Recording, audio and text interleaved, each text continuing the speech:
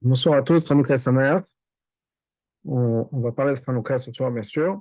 Et ce soir, on est à la cinquième bougie de Hanouka, cinquième jour de Hanouka, un jour très particulier, un jour très spécial, en particulier dans le calendrier Chabad. On a ça dans le Yom Yom.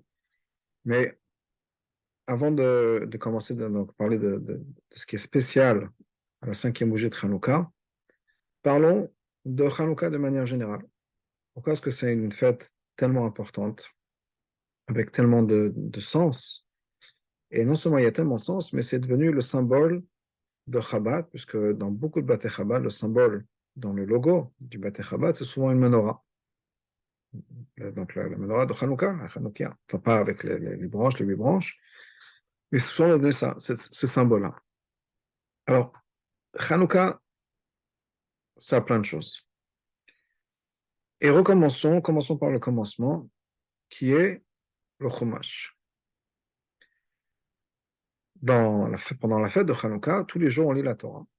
Et la partie dans la Torah qu'on lit, alors que normalement, chaque Yom Tov, chaque fête, ce qu'on lit, c'est les parties dans la Torah, dans le Chumash, qui parle de la fête. Quand c'est Pessah, on va trouver les sections à travers le Chumash qui parlent de Pessah.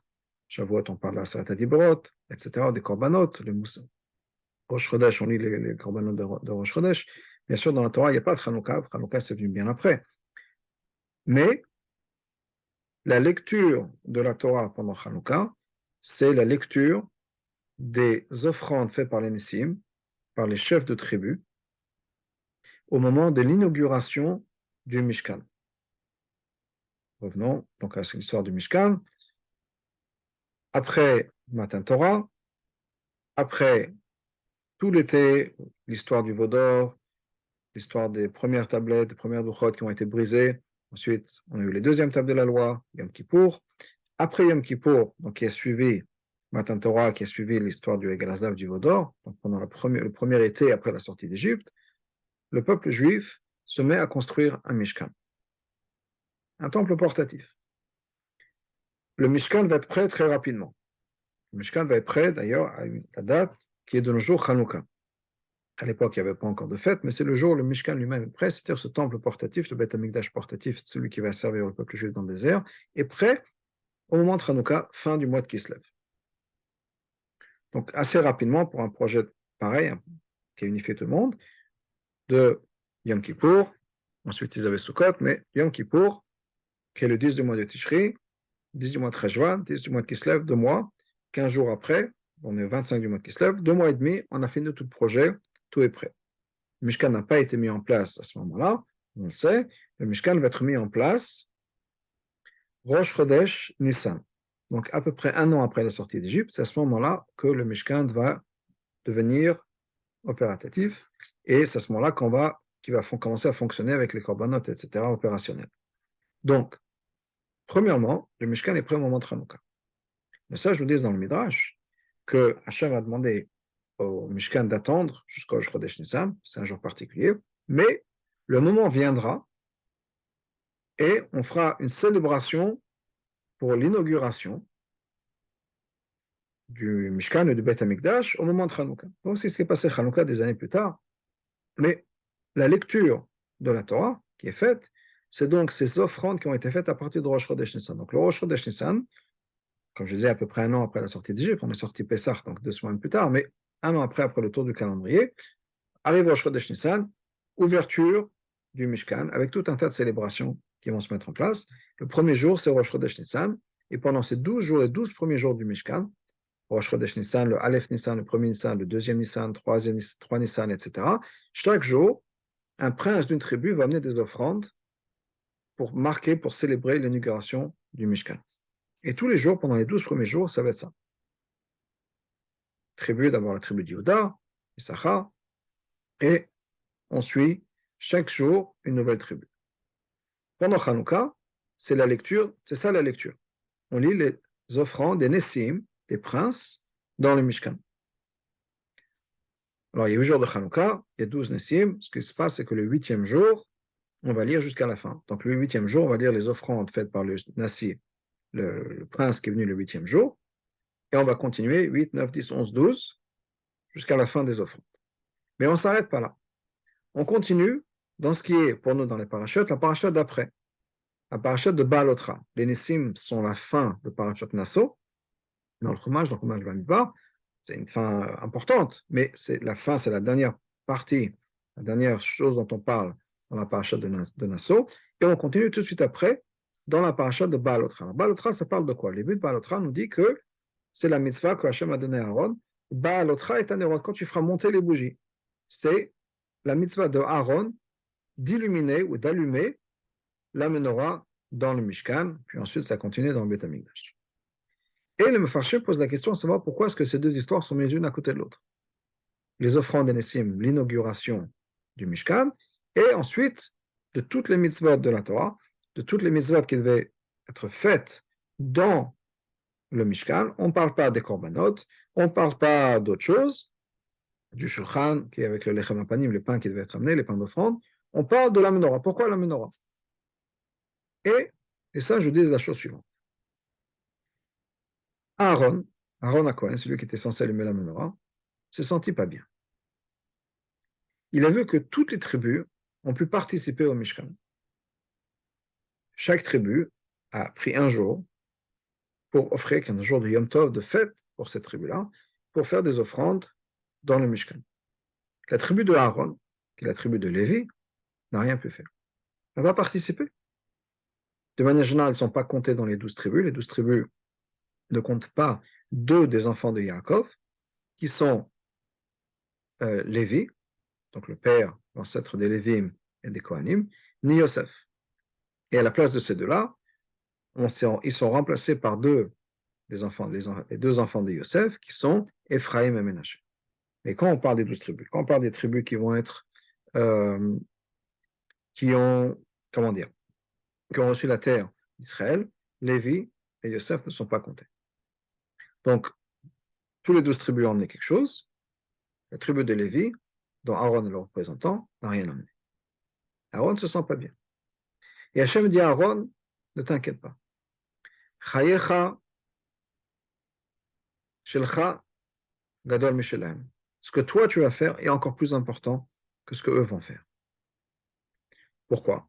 Parce que les corbanotes, ça va cesser. Arrive un moment où on n'aura plus de Beth Amikdash, il n'y aura plus de corbanotes. Par contre, ces bougies-là, les bougies de la menorah ne vont jamais être éliminées. Pourquoi? Parce que les bougies de la menorah vont continuer ensuite par l'intermédiaire des bougies de Hanouka. Et ces bougies-là sont des bougies qui sont éternelles. Parce qu'à travers toute l'histoire du peuple juif, on a toujours allumé les bougies de Hanouka, à partir bien sûr du moment de l'histoire de Hanouka. Donc on a eu le premier Beth Amikdash, avec la menorah. Dans le deuxième Beth Amikdash, on a allumé la menorah. Et même les années où il y avait les années de persécution, les années où il y avait les Grecs qui avaient compris le contrôle du Beth Amikdash, après on a eu la victoire de Hanouka, on a continué à allumer la menorah. Mais depuis ce moment-là, même à travers toutes les années d'exil, on continue à allumer les bougies de Hanouka à travers les générations. Et c'est ce qui est marqué par Hanouka. Et il faut savoir que les bougies de Hanouka, c'est très simple à allumer. Très simple dans le sens, il n'y a pas, on peut juste allumer une bougie et on est quitte. Et c'est important de savoir, c'est important pour ce dont on va parler ce soir aussi. Donc, avant d'avancer à ça, il y a une dimension éternelle que Hachem a dit déjà à Aaron dans les bougies de Hanouka, dans les bougies qui vont être remplacées, qui vont être celles de il y a une dimension. Donc, on va parler de cette dimension éternelle, parce que c'est quelque chose qui est très important dans Hanouka. Donc, il y a ce côté d'éternel. Il y a ce côté qui est unique aux bougies de Hanouka, qui est qu'on les allume quand il fait noir, quand il fait nuit. Les bougies de Shabbat, il faut absolument les allumer avant le coucher du soleil, quand il fait encore jour. Sinon, c'est Shabbat, on ne peut plus allumer les bougies de Shabbat. Les bougies de Hanouka, il faut absolument les allumer quand le soleil se couche. On commence à faire nuit. Les bougies de Hanouka, elles sont censées illuminer l'extérieur. Ce qu'on appelle en hébreu le Reshut Harabim, le domaine public. Et le domaine public, c'est généralement mis en contraste avec l'unité de Dieu. Hashem Elokeinu Hashem Echad, on dit que Dieu est un, c'est représenté par ce qu'on appelle le Reshut Hayachid, le domaine privé, et on est d'ailleurs censé transformer le monde en domaine privé pour Hachem, Reshut Harabim, c'est l'opposé. C'est l'endroit de la multiplicité, l'endroit de la division, de la séparation d'Hachem. Il n'y a pas que Hachem. Il y a Hachem, oui, mais il y a d'autres existences aussi. Et ça, c'est ce qu'on appelle la rue, ce qu'on appelle Reshut Harabim, l'endroit public. On n'est plus dans la dimension de l'unité d'Hachem. Donc les bougies de Hanouka sont censées illuminer la rue sur Reshut Harabim, dans l'obscurité. Il faut les mettre opposés à la mezouza. La mezouza, qu'est-ce qu'il y a dans la mezouza? La mezouza, c'est le nom d'Hachem. Et le nom d'Hachem, le Shema Israël qui est écrit sur la mezouza, même quand on est roulé, la mezouza, on est sur l'extérieur, le nom d'Hachem, Shinda l'étude. La mezouza, c'est la révélation d'Hachem.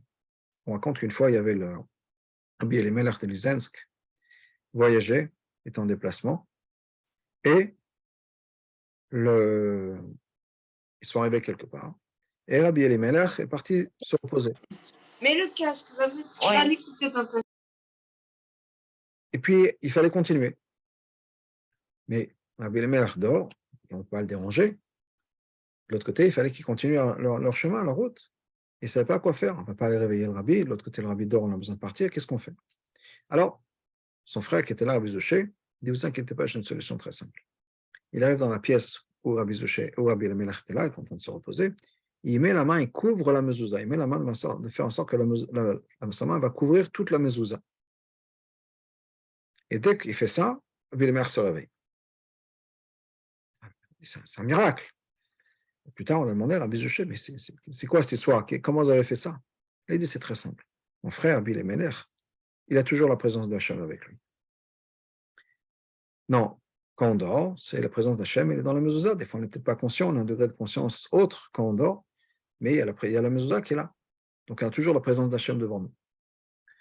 Mais quand j'ai couvert la mezouza, qui fait que j'ai couvert le nom d'Hachem aussi, il a ressenti ça tout de suite. Comme si Hachem était couvert. Et donc, sans cette révélation d'Hachem, il ne pouvait pas. Donc, tout de suite, il s'est réveillé pour reprendre conscience et avoir cette révélation d'Hachem. Donc, la mezouza, c'est la révélation d'Hachem. Mais l'opposé, quand on parle de l'opposé, la porte opposée, puisque la mezouza, on est censé la mettre à l'entrée du côté droit quand on rentre, et la menorah, on est censé la mettre en face de la mezouza. Pour ceux qui ont appris un peu de Chassidut, vous savez qu'on parle de Zé et Mazé, un en face de l'autre. Il y a le côté de la Kedusha, il y a Sitra Achara, l'autre côté. Mais c'est là où on allume la menorah. Pas du côté de la Kedusha, de le côté de la sainteté, du côté de la mezouza. À l'opposé, de l'autre côté de la mezouza. C'est-à-dire le côté qui représente la distance de la Kedusha. L'opposé, le pôle opposé de la Kedusha. C'est là où on doit mettre la menorah. Du côté gauche, à cet endroit-là, opposé à la mezouza. C'est comme ça qu'on nous dit où il faut allumer la menorah. À l'opposé de la Kedusha.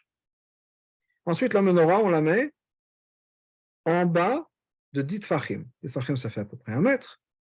Il faut qu'on mette la menorah, normalement dans l'idéal, au bas, plus bas que ça. Alors, la menorah, les kafshia, même si on la met beaucoup plus haut, on a jusqu'à 20 coudées, ça fait à peu près 10 mètres. On peut mettre une menorah qui fait 10 mètres de haut. Ou bien, par rapport à la rue, si on est au premier ou au deuxième étage, 10 mètres de haut, c'est beau encore. Si on veut mettre la menorah sur la rue. Mais l'idéal, c'est de mettre la menorah plus bas que 10 tfachim. Les sages nous disent que la shrina ne descend pas plus bas que 10 tfachim. C'est-à-dire que normalement, il faut comprendre ce que ça veut dire, mais normalement, au-delà de 10 tfachim, c'est-à-dire jusqu'à 1 mètre de la surface de la terre, la présence de Dieu n'atteint pas. Alors, à nous de révéler Hachem, etc. Mais c'est un endroit où il n'y a pas de présence d'Hachem. Et c'est là où il faut allumer la menorah dans l'idéal. Sous ces 10 tfachim. Donc, la menorah, ça représente vraiment mettre la lumière dans les circonstances les plus difficiles et les plus compliquées possibles, dans l'obscurité, pour illuminer l'extérieur, du côté opposé de la menorah, en dessous de 10 tfachim.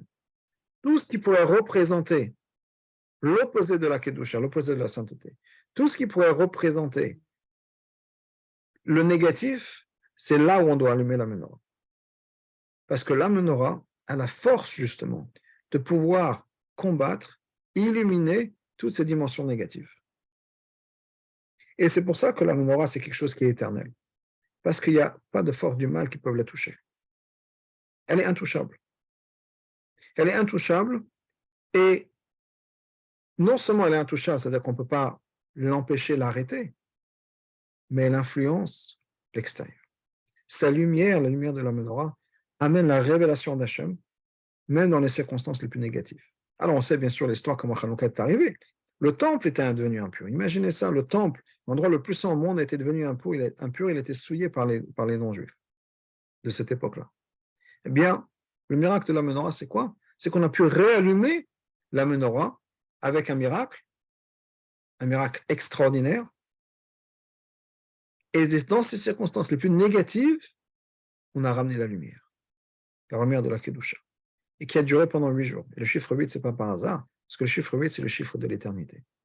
C'est le chiffre qui dépasse notre cycle de la nature, qui nous met en contact avec une dimension beaucoup plus profonde que ce qu'on connaît. Dans notre monde, on vit un monde, on est dans une semaine de 7 jours.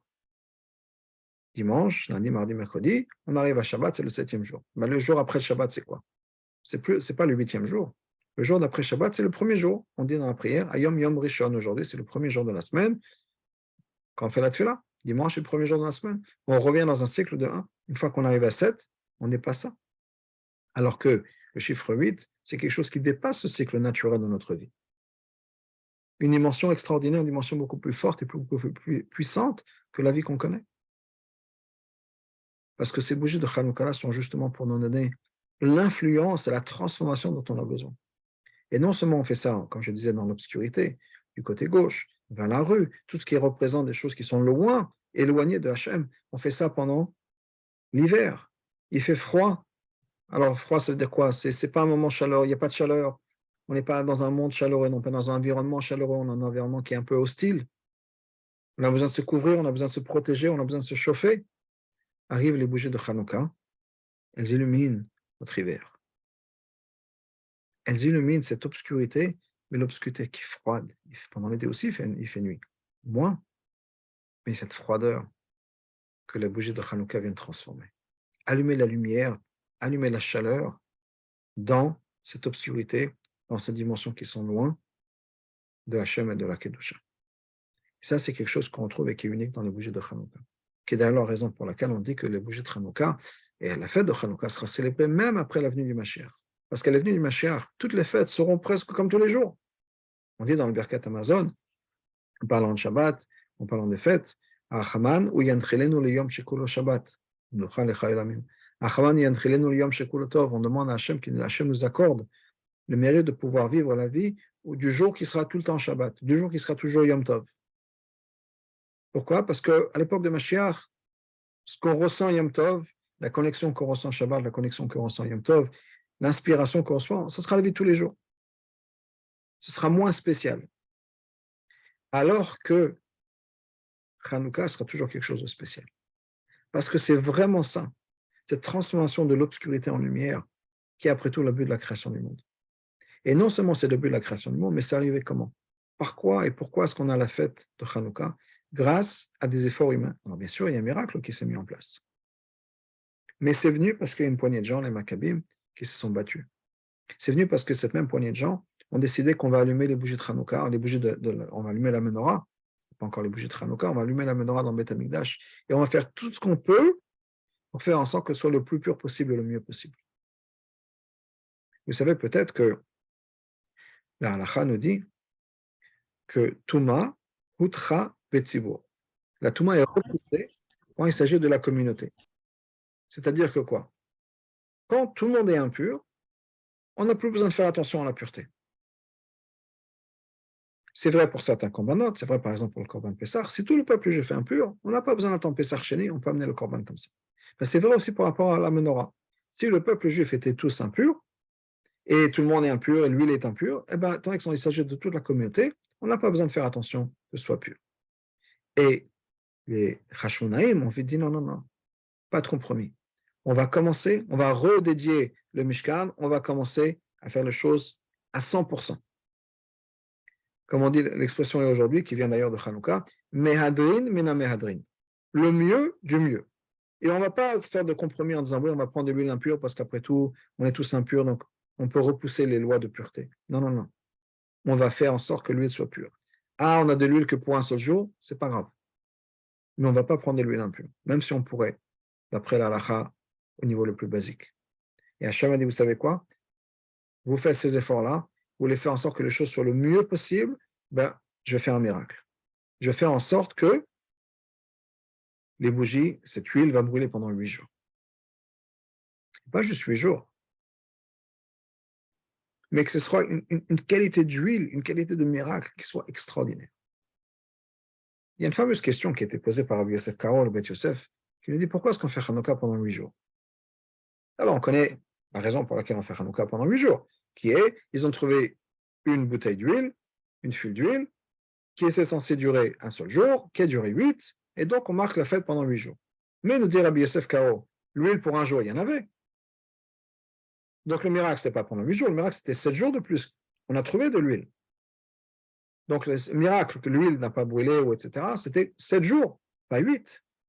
Donc pourquoi est-ce qu'on fait Hanouka pendant 8? Pendant 8 jours? Alors il y a plein de réponses qui sont données. Une qui est que le premier jour, c'est pour le miracle d'avoir trouvé l'huile, ou bien c'est pour le miracle d'avoir pu gagner la guerre et d'avoir repris le Beth Amikdash. Tout un tas de raisons. Je vous en ai quelques-unes, quelques autres, qui est que quand ils ont versé l'huile,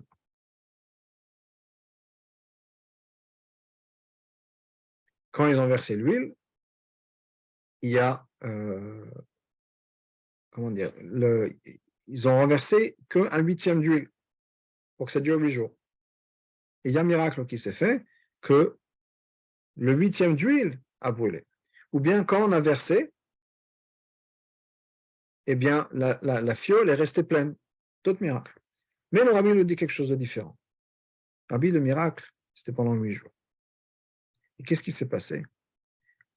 C'est pas que l'huile était l'huile miraculeuse. Il fallait que ce soit de l'huile d'olive. Et non seulement il fallait que ce soit de l'huile d'olive, il fallait que ce soit de l'huile d'olive qui brûle. Parce que sinon, on n'accomplit pas la mitzvah.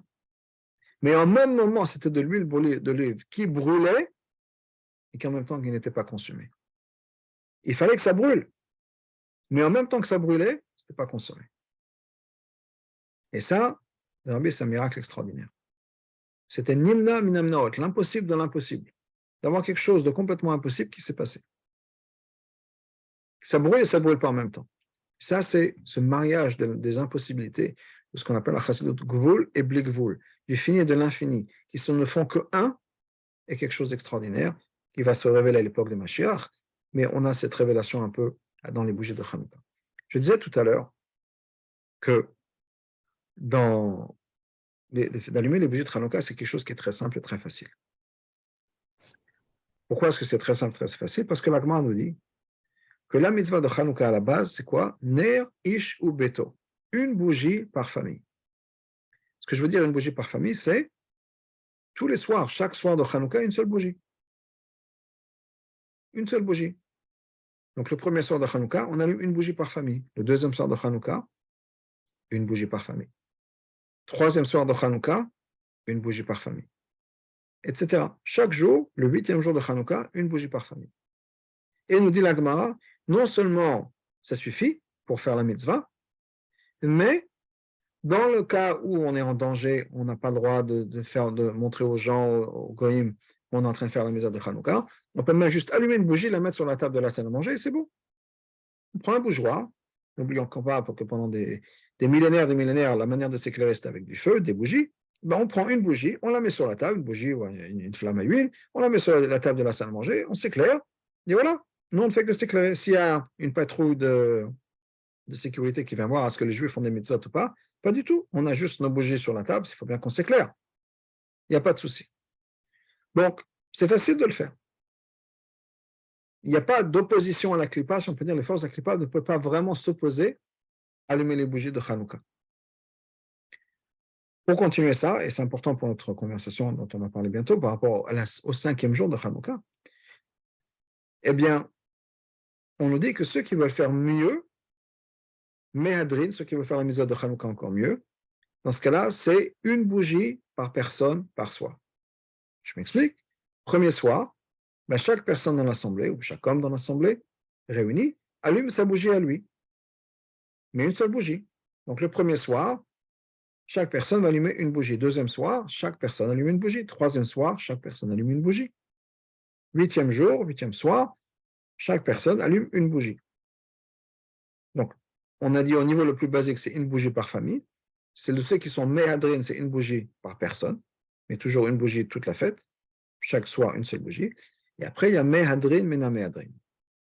C'est là que vient l'expression, le mieux du mieux. Alors, le mieux du mieux, ils font quoi?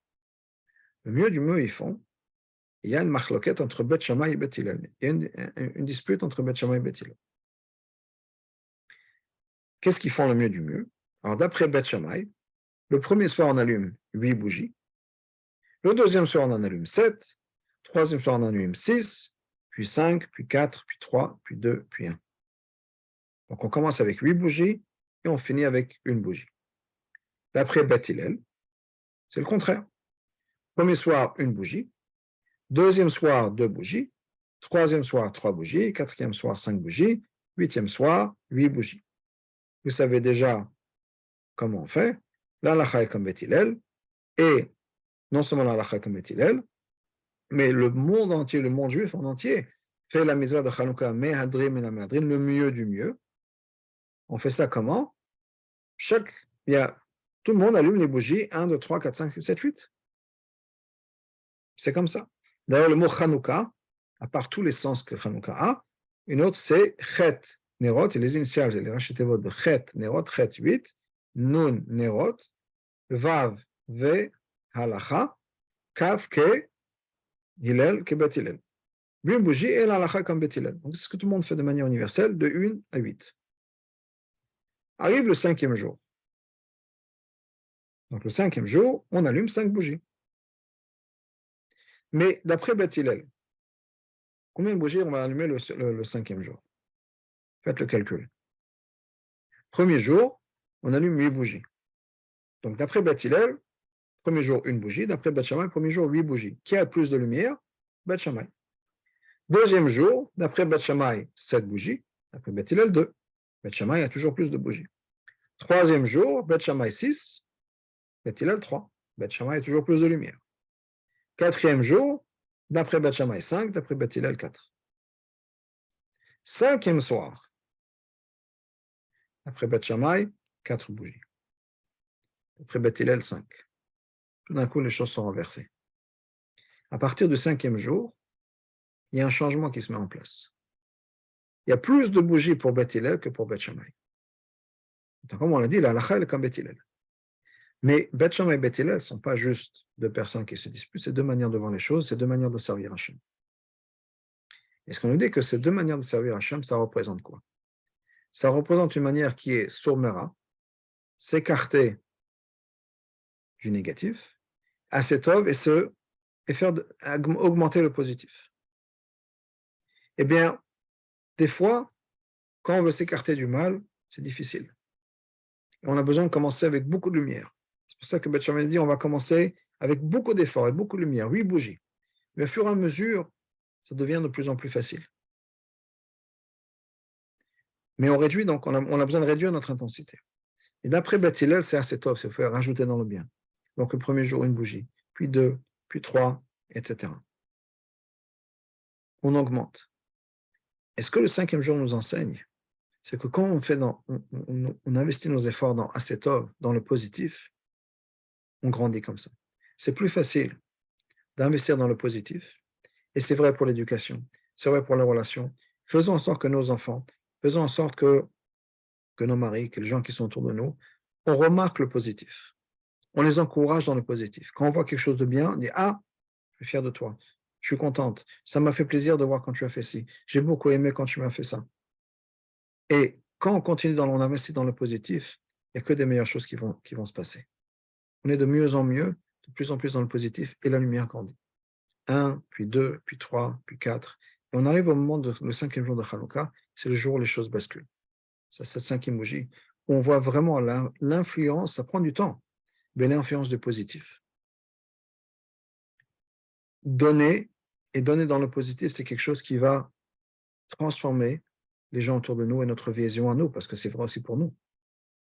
Par rapport à nous aussi, c'est vrai. Quand on est positif avec soi-même, vous allez dire, OK, c'est vrai que je fais des choses sur lesquelles j'aurais pas dû faire, je dois faire attention à ci et ça, il n'y a pas de souci.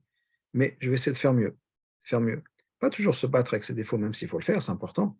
Et dans l'éducation, c'est aussi important de dire aux enfants, attention, il y a des choses qu'on ne fait pas. On a besoin de faire passer ce message. Mais il faut investir dans le positif, dans remarquer le positif, remarquer le positif chez soi, remarquer le positif chez les autres. Et c'est là qu'on doit mettre l'accent, et c'est sur ça qu'on doit mettre la lumière. Donc, le 5e jour de Hanouka nous enseigne ça aussi. Je vois que le Zoom a arrêté notre rendez-vous dans moins d'une minute. Donc, je ne sais pas ce qui va se passer après, si ça va arrêter la connexion. Mais je vous laisse avec ce message de lumière qui est de remarquer le positif qui est autour de vous et en vous. Et d'augmenter la lumière. Ça, c'est un des messages du 5e jour de Hanouka. Augmenter dans la lumière, augmenter dans une vision positive du monde et remarquer le positif chez les gens qui sont autour de nous. Et quand on a fait ça, on illumine l'obscurité et on a une révélation du monde de Mashiach dans notre vie. Et puis, bien sûr, au niveau global, on n'a que des choses positives qui peuvent se passer. Donc, c'est vraiment une notion importante. Et le 5e jour en particulier, c'est un jour qui, d'après le calendrier, ne peut jamais tomber un Shabbat. La 5e bougie ne tombe jamais un Shabbat. Donc, c'est un jour qui a peut-être moins de Gdusha à la base. C'est un jour qui ne peut jamais devenir le jour du Shabbat. Et malgré tout,